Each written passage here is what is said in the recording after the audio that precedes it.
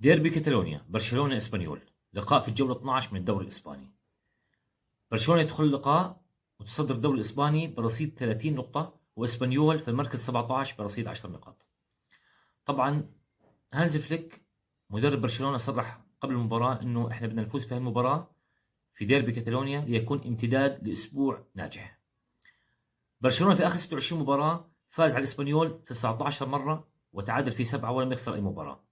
برشلونة يريد الفوز في هذه المباراة ليوسع الفارق مع اقرب مطارديه ريال مدريد الى 9 نقاط ولو بشكل مؤقت، لانه ريال مدريد وفالنسيا تم تأجيل مباراتهم بسبب الفيضانات اللي صارت في فالنسيا. تصريح مدرب اسبانيول يعني في شوية مبالغة، يعني بحكي لك انا اثق في فريقي وراح نفوز على برشلونه، لان انا درست المباريات السابقه اللي لعبها برشلونه وجدت انه في ثغره او ثغرتين ممكن اني انا الحق الضرر فيهم في برشلونه واسجل اهداف او افوز عليهم. طبعا شكله ما شافش الاسبوع الماضي شو برشلونه سوى في البايرن وفي ريال مدريد. خلينا نشوف بعد المباراه شو ممكن يقدم اسبانيول ومدربه. تقابل برشلونه واسبانيول في 176 مباراه في الليغا الاسبانيه، فاز برشلونه في 100 مباراتين وخسر في 34 مباراة، تعادلوا في 44 مباراة، وسجل برشلونة في إسبانيول 340 هدف وسجل إسبانيول في برشلونة 183 هدف.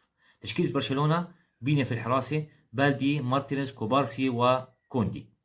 في خط الوسط: بيدري، دي يونغ وداني أولمو، لامين يامال، رافينيا وليفاندوفسكي. تشكيلة إسبانيول: في حراسة المرمى غارسيا، كومبولو ورينادرو وأوليفان. في الوسط عمر الهلال أليكس وألفارو وكارلوس روميرو. في الهجوم: جافي وخوفري وأليجو.